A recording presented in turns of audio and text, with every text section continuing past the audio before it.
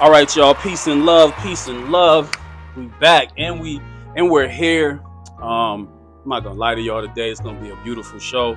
We got the amazing, the talented, the just an emotionally in tune person. We got Tisha Monee here, all the way from East Orange, New Jersey. So she's here. We are filming in Classic Cups. Shout out to Antoine and his family for everything they have done and just good work in the community, and I appreciate that. And so we were able to met Tisha Monee. Um, Definitely a smart person. She has an ebook out right now. What is your ebook called? The breakup that brought me back to me, how I got over my ex in 45 days. Yikes. Yikes. Does he know that It doesn't matter. I don't really think about that. It doesn't matter? Okay. So we're here, and there's so much more that to you and people know. You know what I'm saying? And like we're live right now, so if you hear noise in the background, vibes, just ignore that. We good. You know, that's just what we want. So let's get started. So first and foremost, you are, where are you from? I know I said it, but just in your own words, where are you from? Yeah, well, I'm from Jersey. I was born in Newark, raised in Orange, still live in Orange. I moved around in between, my early adult life, but found my way back to my hometown, which is Orange, New Jersey. So that's where I'm right now. Okay. I know nothing about Orange, nothing. But I do know they used to steal cars in Newark, and they might drive through New Jersey, East Orange. Yeah, they'll drive through the oranges, East Orange preferably. Yeah. So if you ever see New Jersey Drive, that's my movie. Midget and all of them. I'm a 90s kid, so I love that type of movie. But what was it like for you growing up in East Orange? Oh, what was it like? I feel like we played outside, we did manhunt, hide and seek, tag. Like it was great. It's not a suburban area, so it's a part of the oranges. So you have Orange, East Orange, West Orange, South Orange. So Orange and East Orange is more like the urban areas. Okay. So I lived in East Orange during my high school years. Okay. Stolen cars, like you said, they used to come. I'm from Halstead, so if anybody's familiar with Halstead Street, it goes from Newark all the way to the other side. Okay. And that's where the stolen cars used to come through. So I remember that in my early childhood years. But I went to a performing arts high school. I've always been an artsy kid. Yeah. So I was in that environment, but removed from that environment at the same time, if that makes sense. Okay. Yeah, so I was a dancer. I danced. I act. I was just all. If it came to art, that was me. So that's what kind of took me away from really being, I guess, too close to those other things. So you had something to do, basically, right? And my mother didn't play that either. Yeah. I wasn't. She was strict. That's good. That's good, because it's important that our kids are a part of activities within these neighborhoods, man. You don't know what they're getting into. It's a lot of stuff going on. You don't know who's watching. It's a lot of creeps. It's a lot of stuff. So I'm glad you was able to be safe and just, you grew up to be such a dynamic, powerful woman. Let me ask you a question. When you hear mental wealth, what does that mean to you personally, and how does it apply to your daily life? That's a great question. Mental wealth, what it means to me personally is it's about the preservation of your mind and what you can pass down to your children. It's really about being able to, which it correlates to what I do, embody the knowledge that you know, because knowledge without action is fruitless. You need to be able to put into action the things that you know. So mental wealth to me is just about being able to obtain, act on, and pass down the information that you know, behaviorally, not just book smart, not just intellectually, but the skills, the practices, the structure, the discipline, all of that, I feel like is what mental wealth actually is being able to take that knowledge and keep it going. I like what you said there. So one of the things that we get taught, I'm gonna say financial literacy is definitely something that we're not literate on within our communities, but also when it comes to that, it's about mental literacy at the same time. And we think a lot of times, we if I just get this business, if I just stack this bread, if I just get this money, right? If I pass this along to my family, they good. But at the same time, it's we're also missing those emotional skills, those soft skills, those skills that we can maintain the finances and the money. Because they say by the third generation, that money's gone. But you're talking about basically stopping like generational curses. Yeah. Right? Absolutely. And now, after we stop these generational curses, we're passing along conversation. We're passing along empathy. We're passing along new practices, new behaviors, new ways to regulate your nervous system. Because it's one thing to pass down a business, but if you don't have the skill set, the interpersonal skills to keep that business afloat, to sustain the business, you got to be able to. Business at its core is about relationships. So in order to sustain relationships, you need to be emotionally attuned, emotionally intelligent, emotionally competent. So with that, it's not just about being able to count money or read a spreadsheet. It's about like sustaining relationships, and that's a human to human thing. So that's where it starts. I like that. Preach. So you focus on embodiment over intellect. What made you realize that it's more than just like thinking your way through, like thinking your way through healing just wasn't enough? Oh, that's such a good question. So it dawned on me when I went through my breakup, which is actually what was kind of played the catalyst to me going into this line of work. It was a part of it was the catalyst, and also to write in my book. But I've always been into like just self-help and healing and spiritual evolution and things like that. But I had not realized that I wasn't embodying anything. I thought just knowing it was enough. But then when you realize I have the awareness, but why am I still experiencing the same things? Why am I still repeating the same patterns? Why don't I have discipline when it comes to certain things? And I realized that awareness is literally just the key. It's literally just the key. But if you're just holding the key and you're not putting it in the door and walking through the door, which is the action part, it's really you just having the information. You have the awareness, you have the insight, you have the knowledge, but how does that correlate to reality? The only way that correlates to reality is if your behavior matches what you know. So that's when I realized it's not about just being intellectually or smart or aware or having insight. It's what's the gap between my behavior and what I know. And then that's when I really got into nervous system. That's when I started to learn about what the nervous system does, how our nervous system literally affects our behavior.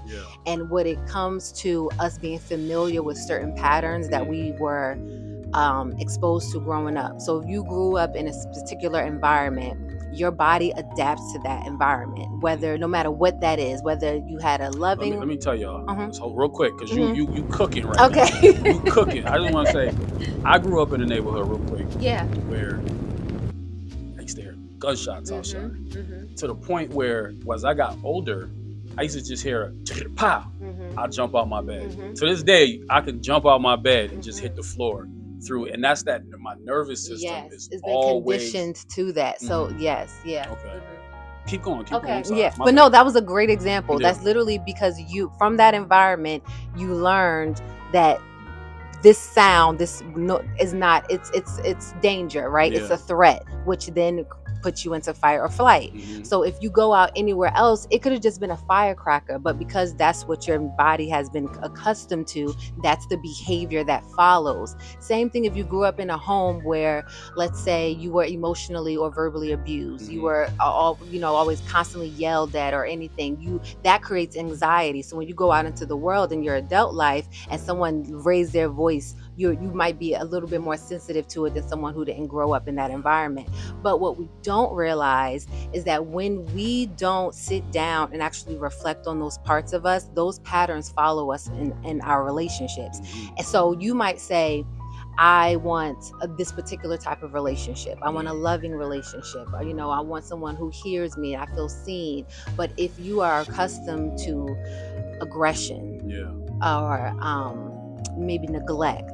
That feels familiar to you because that is what you've been accustomed to. So when you go out into the world and you're looking for a partner, you might recognize those are red flags in a person, but because that feels comfortable to you, it feels familiar to you, you are more likely to choose that type of partner than someone who is healthy for you. So literally only because it feels familiar. So you know what this made me think of?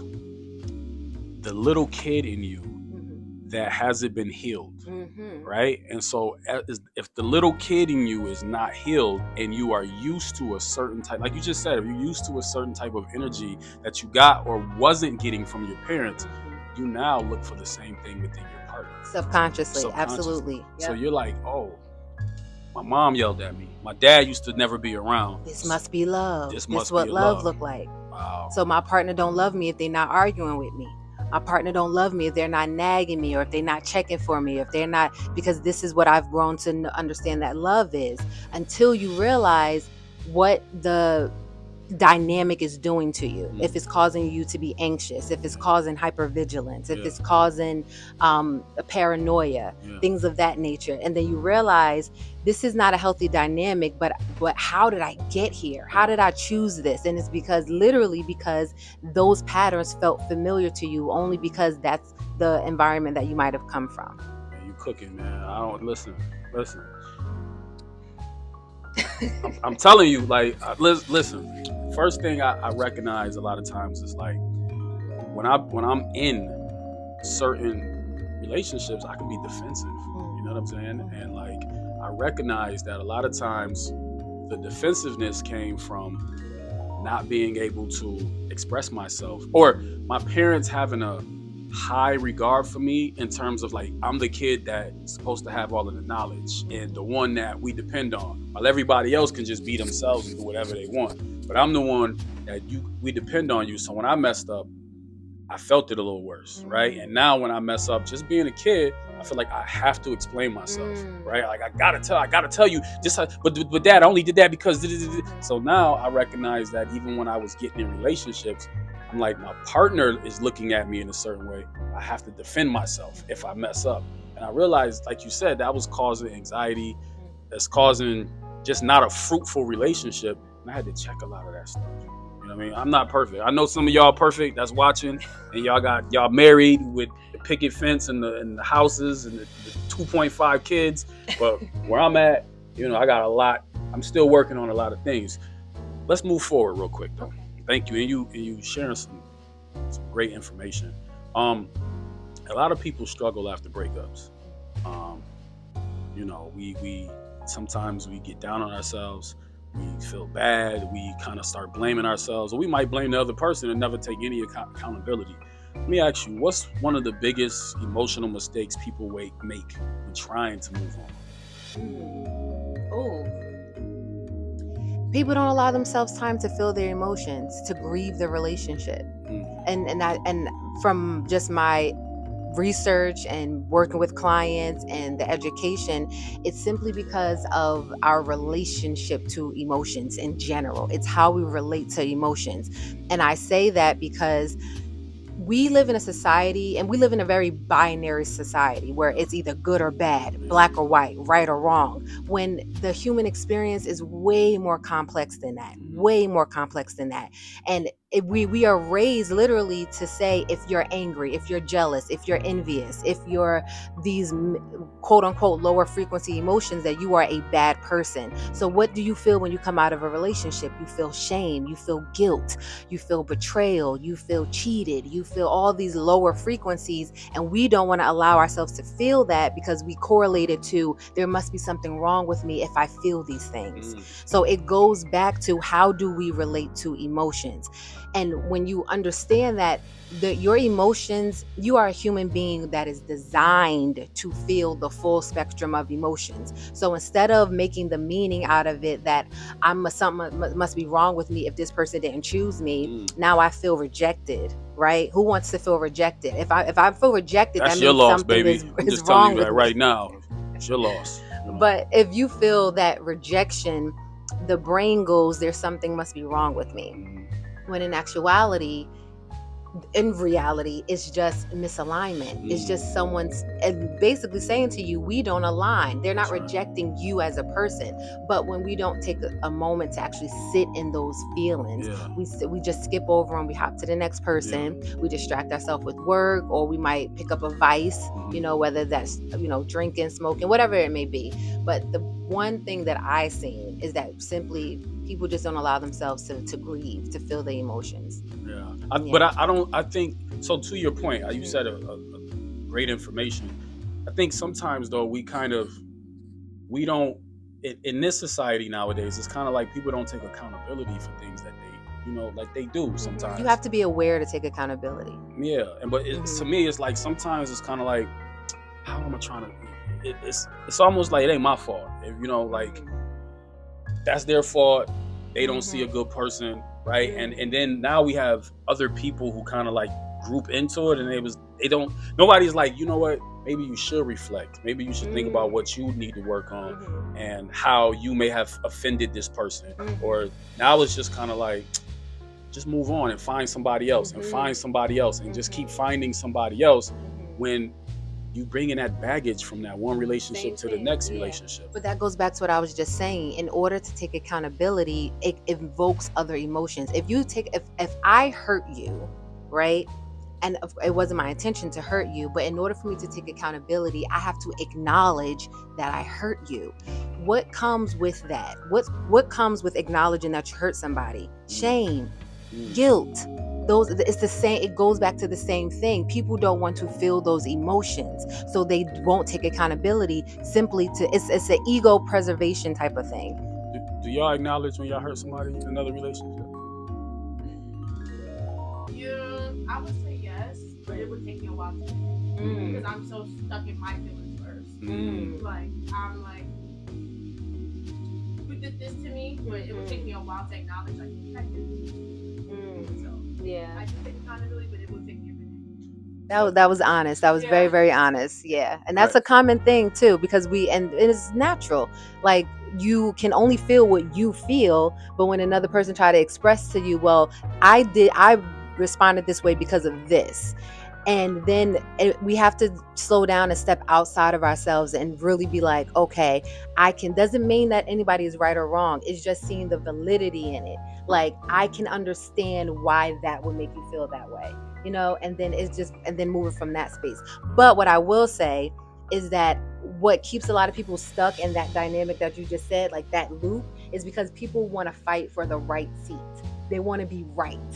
They want to be like, in order for me to feel like I'm right, I have to make you the villain. So I have to say you did something wrong. Hey. But when it's not about anybody being right or wrong. It's about understanding the nuance and the complexity, and that you are two different nervous systems trying to coexist. So instead of trying to be right and trying to improve the other person to be wrong, because you're only doing that for your ego.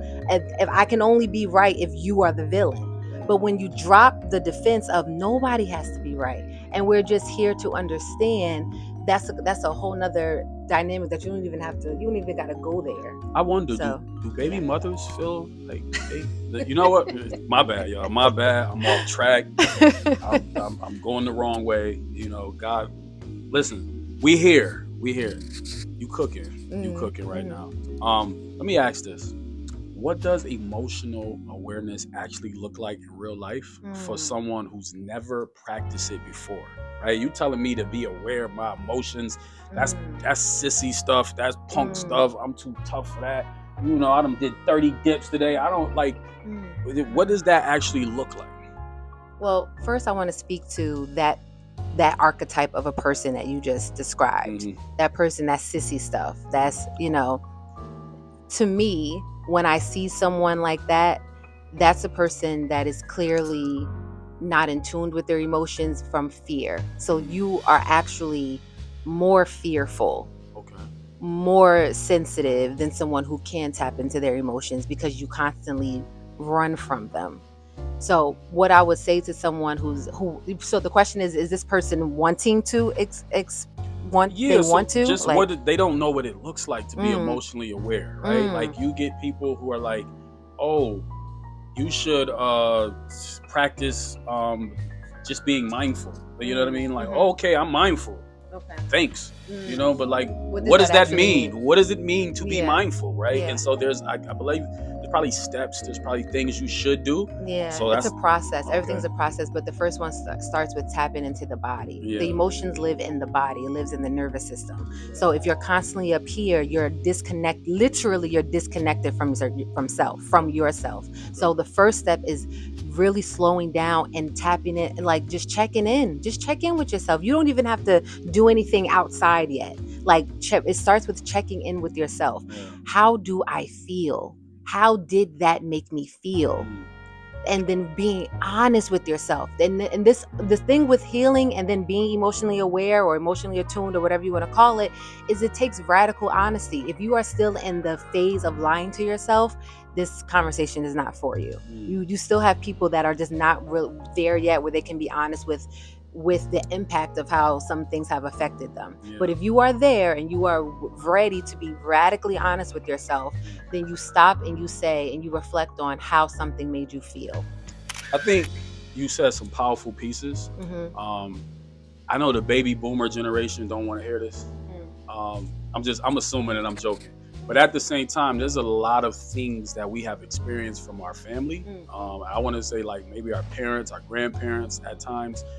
And the more knowledge, right? And so they say that the world became more conscious around 2013, right? Things flipped and changed.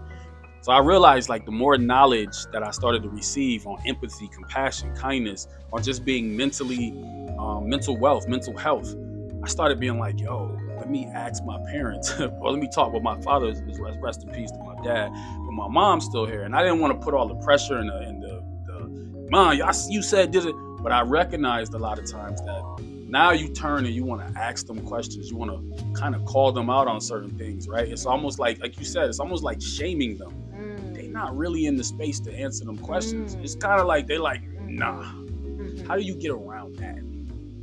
Well, because what you're describing is that you want to acknowledge the impact of what the parenting that you was exposed to. You're trying to have a conversation with the person that caused that, right?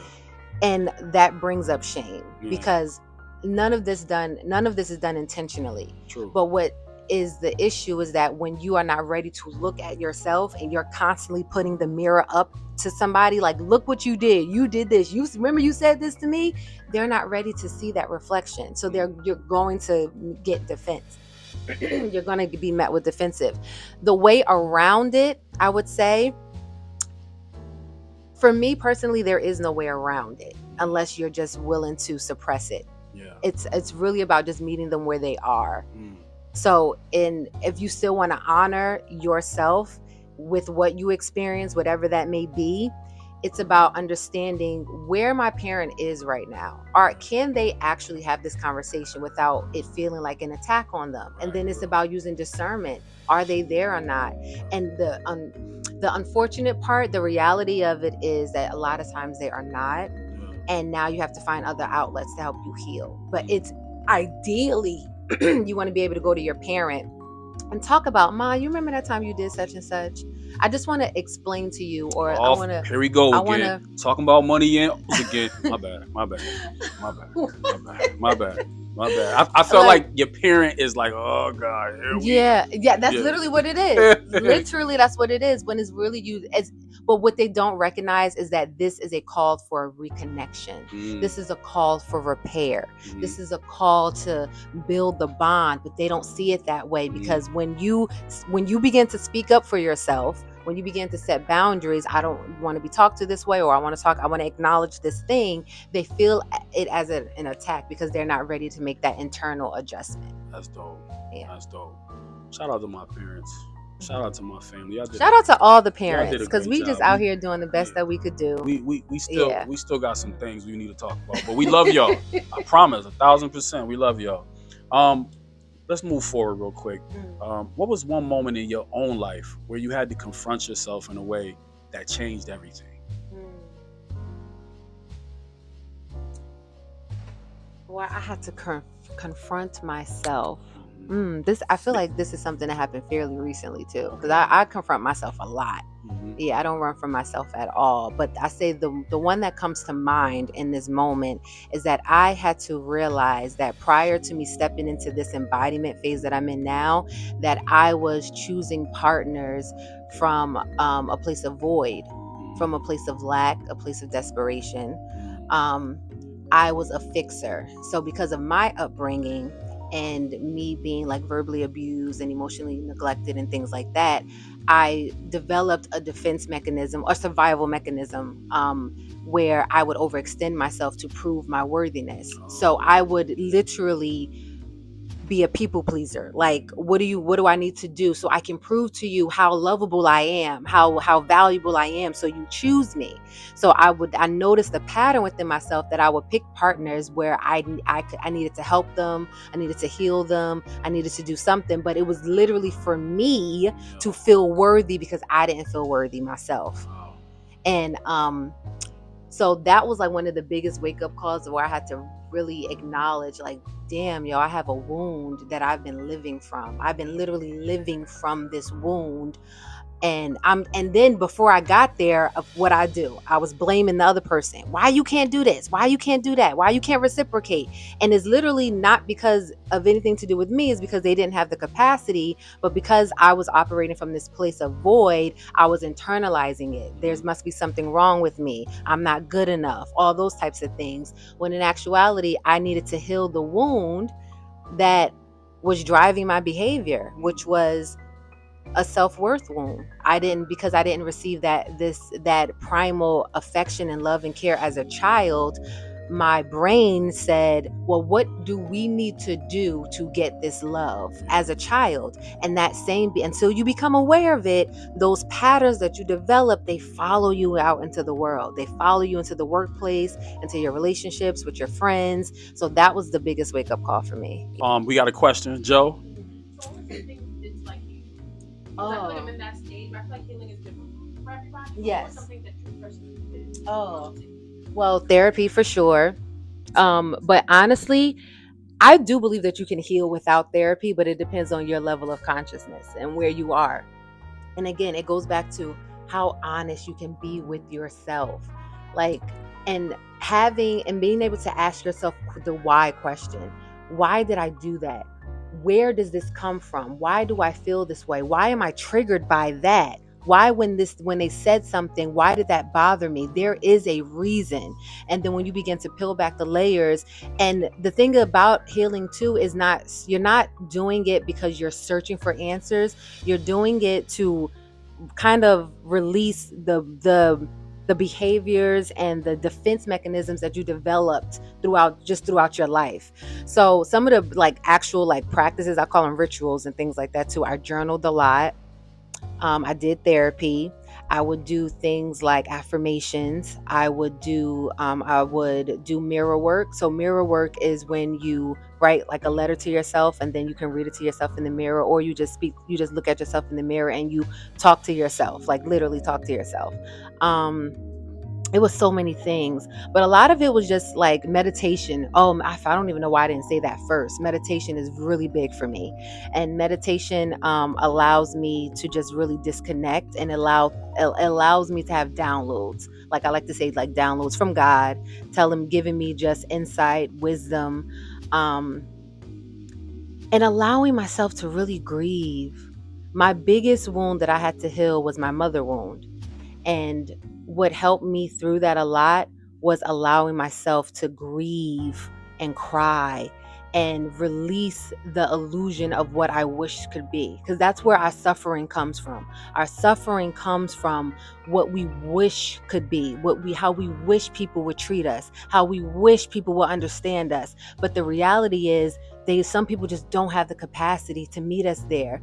So the healing comes with really accepting the reality, and with accepting the reality comes grief. You have to feel the grief.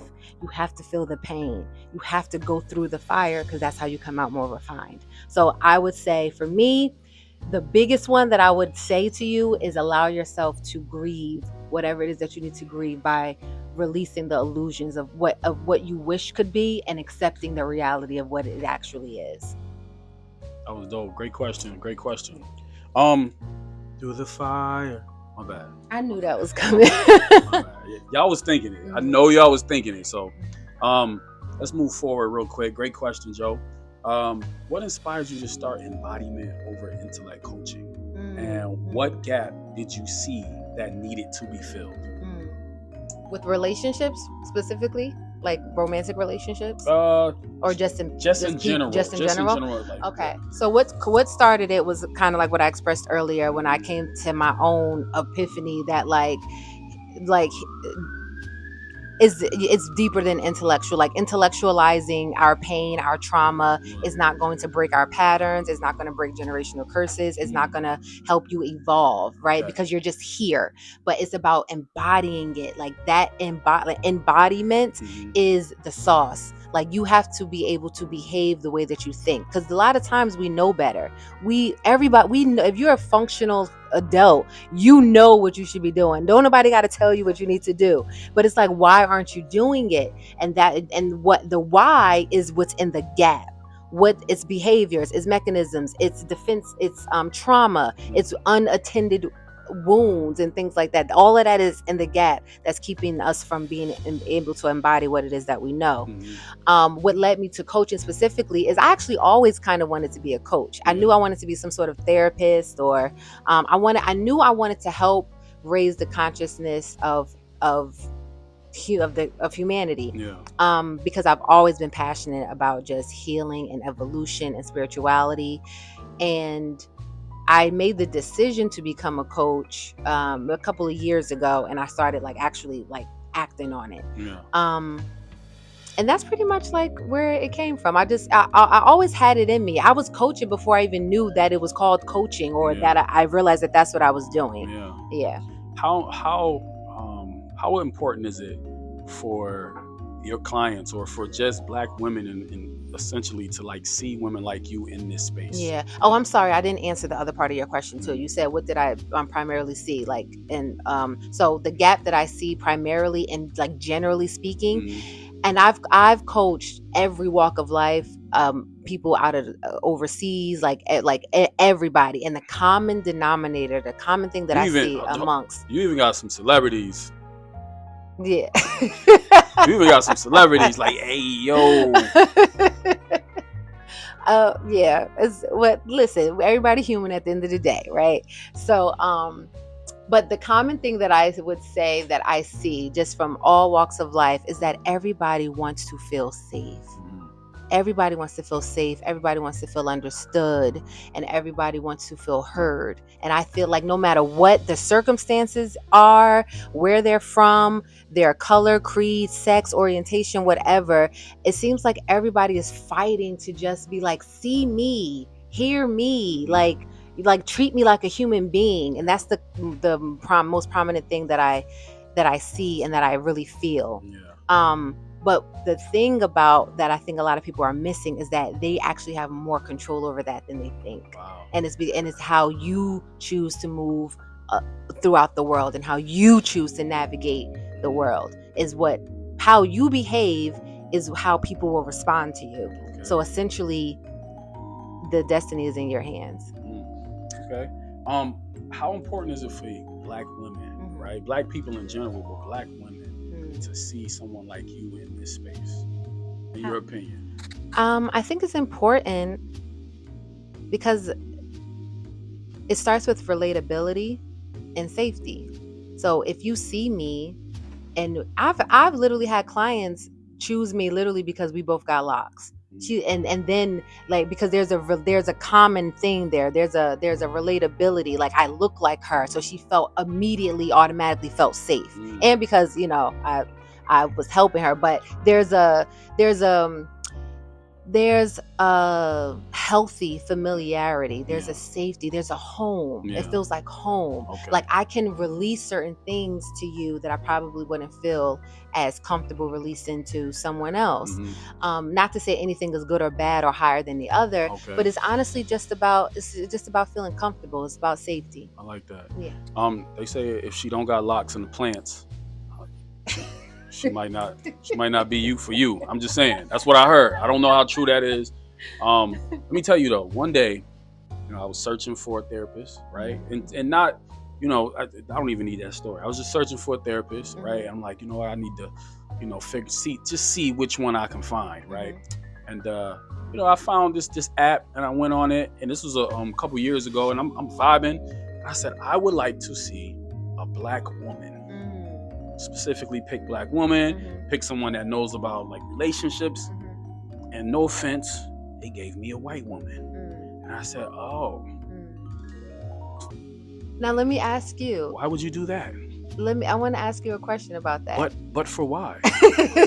Right? Like I was so befuddled. I was just like, oh, okay. Now, and I know you got to ask me a question. I mean, she knew what she was talking about, right? Like, and so I understood at one point, like, okay, it's also about just creating a connection and making sure that you do know your stuff at the same time, right? But yeah, I was just kind of like, oh, y'all pulled the fast one off. My bad. Go ahead. No, yeah, I just wanted to just get like your feedback on that. Like, what would have been the difference if it was a black woman that was still just as competent, as knowledgeable as, like, what do you think would have been the missing thing, if there would have been at all? What do I think? What would have been a missing thing? What would have been missing that the white therapist did not have, if anything? I just wanted to see familiarity, right? I wanted to see someone that, just look like me, maybe, possibly can understand me, feel like what I feel. And, depression is real, right? And I'm not saying everyone feels like this, everyone is thinking these same things, but I feel more comfortable when it comes to like getting certain things off my chest and expressing myself. Now, I'm not saying people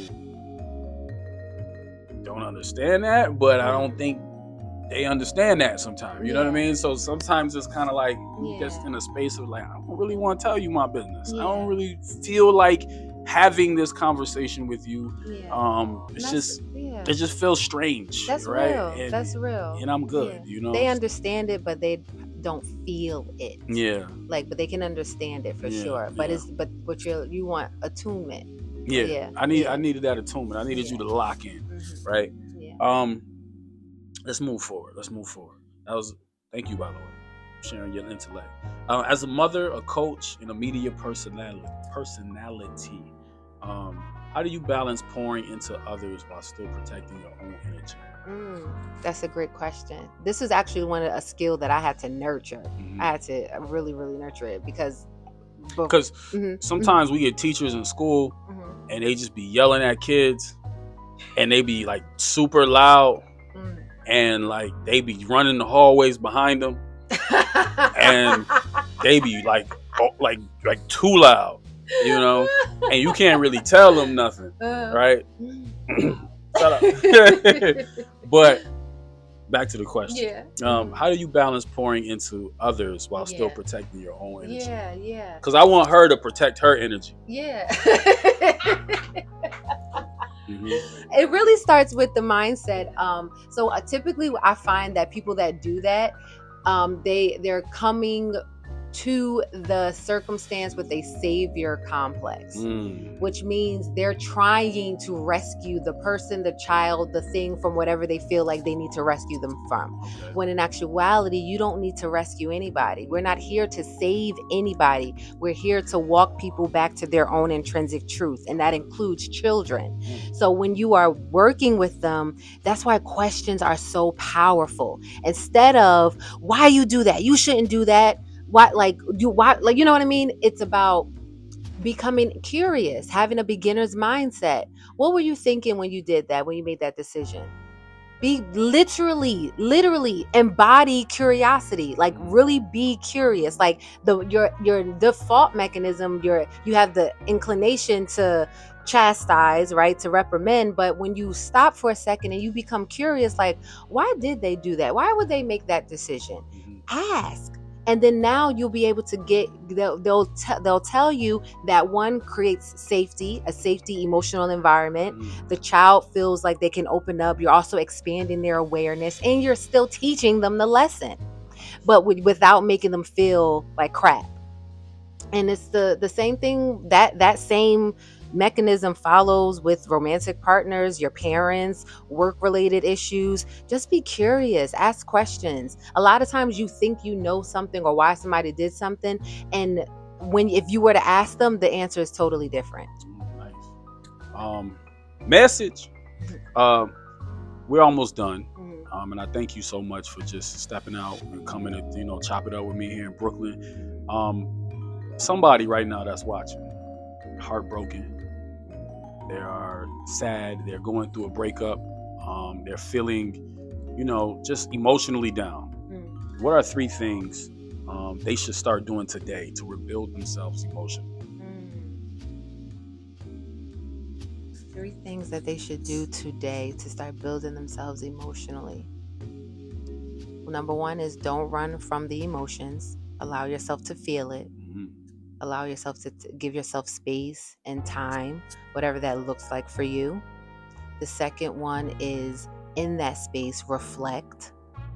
What were you responsible for? Okay. What were you accountable for? Self-reflection. And 3, make sure you take away the lesson. So when you do those 3 things, you are ready to begin to have a paradigm shift. Okay. So you can only get to the last one if you create the space for it. So slow down, create the space, allow yourself to feel, to heal, like literally, like don't just jump to something else, to distractions or trying to get a dopamine hit. And then reflect. What did I do? Be honest with yourself. And then what is the message here? What is the lesson? What is the wisdom? And I would say those 3 things. That's great information. So my final question to you, what does emotional wealth look like 10 years from now for you and for the people that you serve? Emotional wealth. Yeah. What does it look like?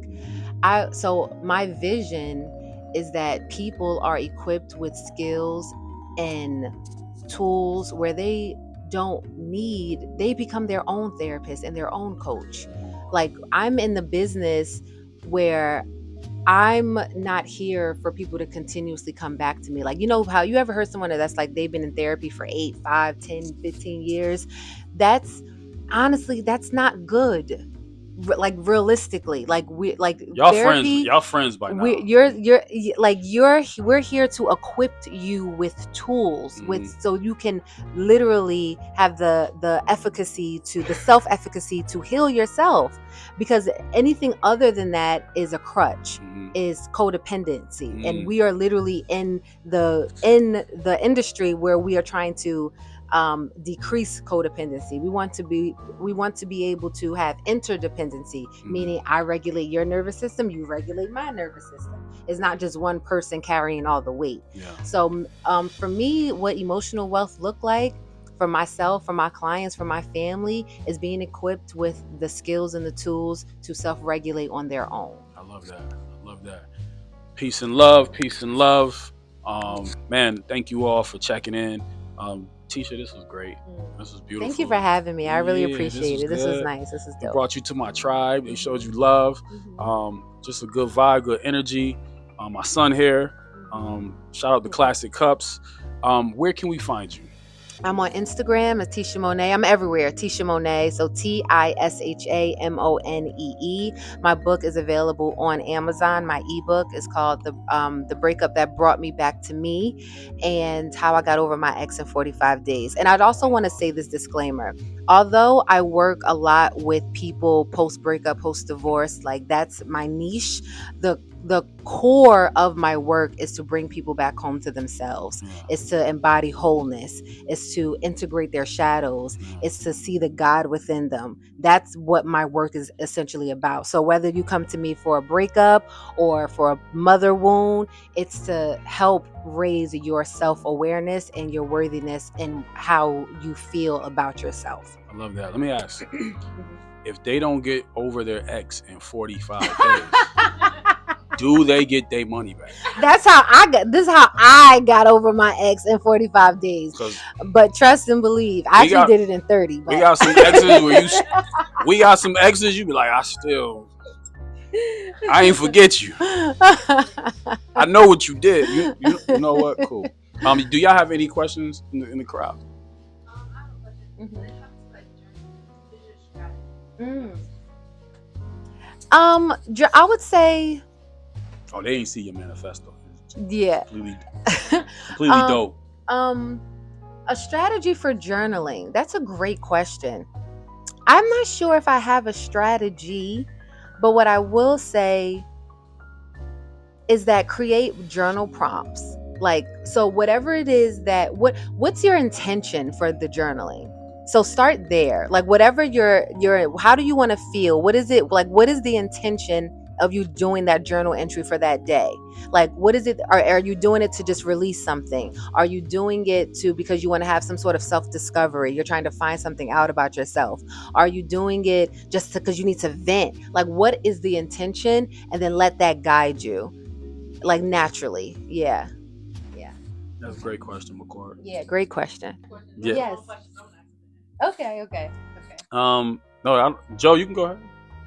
Oh, it's a personal question. All right. So listen, we're done.